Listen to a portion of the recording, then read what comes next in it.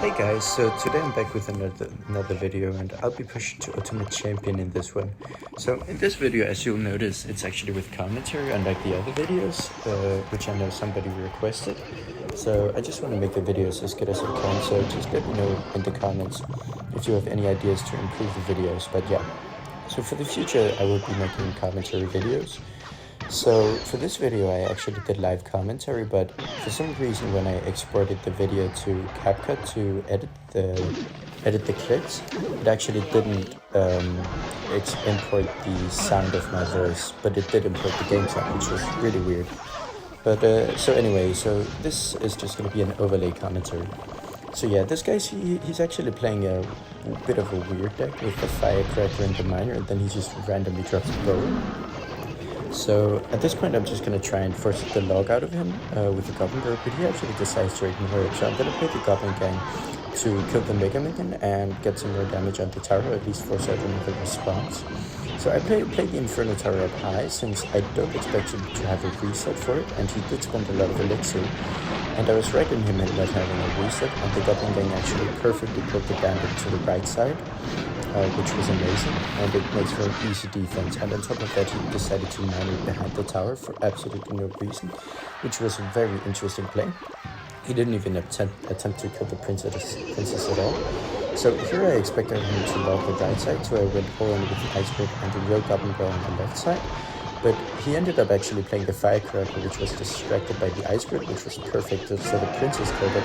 And then on top of that, he actually logged the fake barrel instead of the real one, so I just pressured him with Goblin Gang as well, and then they ended up taking the tower. So here when he played the poison, I actually thought that he gave up, but for some reason he didn't. He kept on playing, but then he actually gave up for real, so I just three-crowned him easily. So nice first game, and I'll just see you guys in the next one. Alright guys, so we found our next game against Co-King. So in this game I'm just going to start off playing the Goblin Barrel, cycling to my Evo Barrel as fast as possible. It's always great to cycle your Evos in the start of the game, and cycle them as frequently as you can, because whenever you play them they tend to just get a ton of value, especially with the Evo Barrel. It just constantly forces out a ton of positive trades, and it gets a lot of pressure in both lanes, which is great to get damage or force positive elixir trades. So he actually has Goblin Hut, Arrows, Valkyrie, and Wizard, which is an interesting deck. So he played the Wizard, so I don't really have any other play besides just pressuring the left lane with the Goblin Gang, which he actually decides to ignore, so we get a ton of damage. And unfortunately, I don't get the right timing with the log, because you can actually log it and where the Wizard only gets one hit on the tower. But it's not a big deal, we're still ahead by 400. So he has Cannon Card as well, and we get still 500 damage from it, which is great. Just gonna set up in the back with the Princess and play the Knight on the Cannon Card, see what he's gonna do. So he just sets up with another Goblin Hut, which is interesting. Don't see the Goblin Hut used too often. It's very rarely that I come across it. So he plays the Giant Skeleton to distract the Princess. So just gonna log the Goblin Hut here so it doesn't attack the tower. And that's actually going to finish off the Goblin Hut as well. So he plays the Skeleton Barrel to distract the Inferno Tower, but is not going to get any value at all, since the Inferno Tower just killed the Giant Skeleton anyway. But just Princessing behind the tower to make sure that the Skeletons don't go crazy in any way. So looking good so far, up 500 damage with the Princess on the field. And here I'm actually going to predict the Valkyrie with a Knight, because I expected him to play it, and then I'm going to go ahead and pressure him in both lanes with the Evo Barrel. So he actually decides to ignore both barrels, both the fake barrel and the ice spin and the real one, and we get like 1,300 damage on the left side. So we're ahead by 1,800 here, and we're just going to take that free log on the tower. This Goblin Hut really doesn't get much value against the Princess and the log as well. It just keeps getting killed to the Princess shots, or gives free logs to the tower. So here I'm just going to set up with a Knight in the back to defend and pressure him with a Goblin Barrel, hoping to force out some elixir or take the tower, which we do. So here I sort of underestimated how fast the Inferno Tower dies into 2 Wizards, so the Giant Skeleton actually gets in tower, and here I realized that the tower is going to go down no matter what. So I decided to pressure him opposite lane, since he did just use his arrows and knew that it would get a lot of damage, and it did, so now the tower only has 1,150 HP left. So here I'm just going to Knight on the Wizard and then get a lot on the Skeleton. He actually gets quite a bit of damage as well, and we end up being practically even. So here I'm going to play the Goblin Barrel with the Ice Grid in the pocket to distract anything that he might play. And he did play the Cannon card, so it worked out nicely distracting it. So that it would die to the Goblin Gang. Here I'm just going to Knight on the Valkyrie and probably set up with another Princess in the back. Just ready to rocket in case he plays a Wizard, but I forgot that his Wizard was evil, so I actually couldn't rocket it. Also, if you guys haven't noticed it, the evil Wizard shield actually fully dies to a log now, which is great. But yeah, from that Goblin Barrel we actually did enough damage to take the tower, and we get it to rocket range. So nice game, and I'll see you guys in the next one. Hey guys, so we found our next game here against Vlada.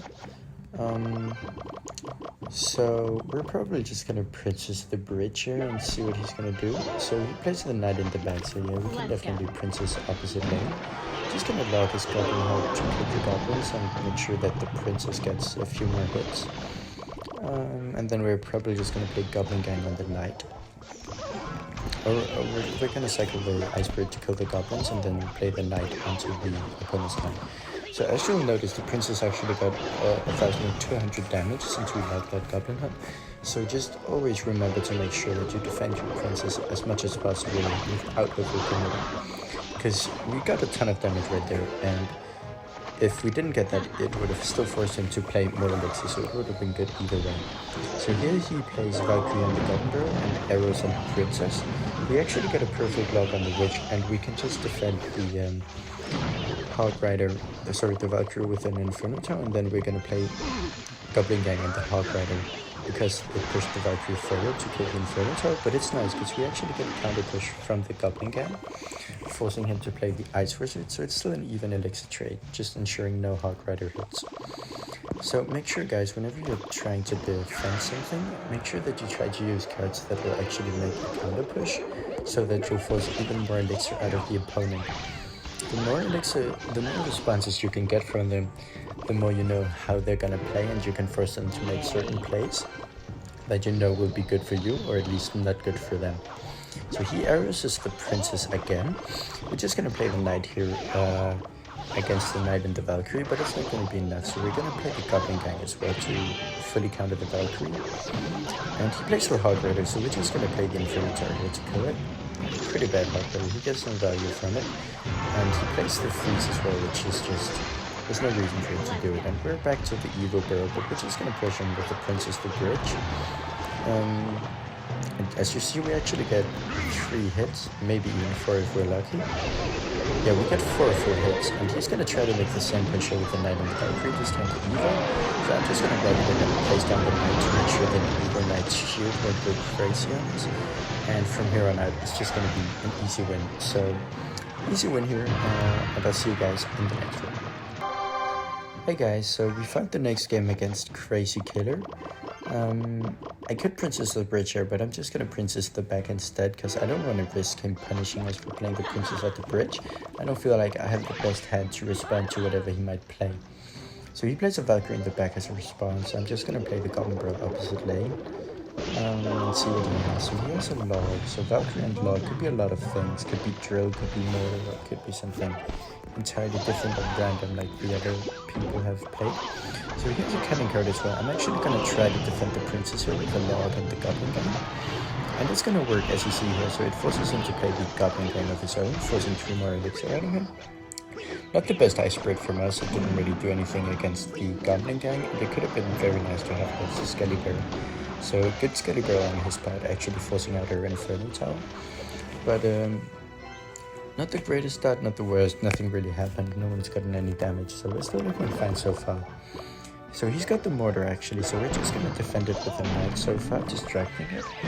And gonna wait till the Musketeer walks up so that we can rocket it for no damage and get a bit of value from that. That's all from him. Just gonna play the Goblin Gang on it to fully counter him for a positive trade. So 2 positive trades there. well, I guess not actually two positive traits, since the mortar and the musket, the knight, and sorry, the Valkyrie were 12 elixir, and the knight, rocket, and goblin gang was 12 elixir as well. So we're still looking fine, kind of even at this point, although it does appear that we're down 2 elixir.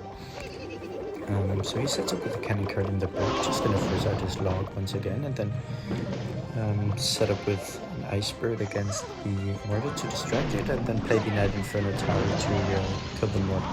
So he actually plays a very bad musketeer here to distract the ice bird, but the ice bird actually jumps at the musketeer and it delays it so that the inferno tower can't kill the mortar, and then we're gonna go double lane here. Since he used a lot of elixir, he used the musketeer and he used the log, so he actually goes for the evil Valkyrie in the wrong lane here. So we're just gonna knight and princess to kill the spear barons, and he ignored the full barrel on the right side as you see. So we got about 1,000 damage from that, which was really good. So here he doesn't have Valkyrie in hand, and he doesn't have log in hand or fireball. So we go aggressive on the right with Goblin Gang Valkyrie. And we get a few hundred damage and force out both cannon card and musketeer as well. He plays a Skelly Road, but this time we have a better cycle for it with Icebreak Log. And we're not taking any chances against even more, especially when we don't have Log and he has the Goblin Gang. So just gonna knight and then rocket it, although it is a bit expensive. So here you'll notice that I actually played the Princess first against the Valkyrie instead of playing the Goblin Gang directly. But you'll see that was because I knew I didn't have the log, and I knew he would play the Goblin Gang behind it. So in order to kill it, I needed the princess to splash the Goblin Gang in the first place, or it wouldn't have splashed properly. So here we're not taking any chances, just gonna straight away rocket the mortar and ice break in case it would have gotten a shot. Unfortunately, those goblins get 2 shots, but that is obvious because we're level 14, so we don't have we actually 3-shot the goblins, which sucks a bit, but it's not a big deal. Just gonna load the Skelly Bro and play the knight on the Valkyrie. So we're back to the Evo barrel, so hopefully we can get something good going here. Just gonna snipe the cannon card with the Goblin Gang and play the Inferno Tower with the mortar as well, since he doesn't have the Goblin Gang so far. So just gonna go for a bit of a tricky Evo barrel here, expecting that he would log the right and then go in full send on the left side, and it actually works out perfectly. As you'll see, he logged the right side, which was a fake one, and then we got over 1,000 damage on the left side, which was really nice. So we're just gonna keep up the pressure here with the Knight Goblin Gang on the right, since he did waste his log. So that forces out the evil Valkyrie, which is really nice, since that could be a bit tricky for his offense. So here we're just going to Inferno Tower trying to put the cannon cat and the Skelly Bro, but it doesn't really work since the skeletons just kill the cannon cats, sorry, the Inferno Tower so fast. So here we're actually in a bit of a tricky situation. We need to cycle very fast in order to distract the mortar properly. And unfortunately the mortar actually logs onto the princess here. But we should still be fine, since we can just log everything and then rocket it.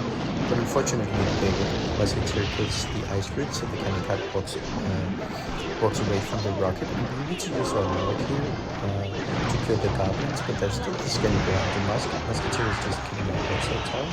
So we need to distract the log here, but at this point, the fireball will take the right side tower and take it down below what we've done to his. So he doesn't even bother fireballing the right side because we've already secured the win at this point. So nice win here against a pretty difficult matchup, I'd say. Mortar is never easy for bait, and I'll see you guys in the next one.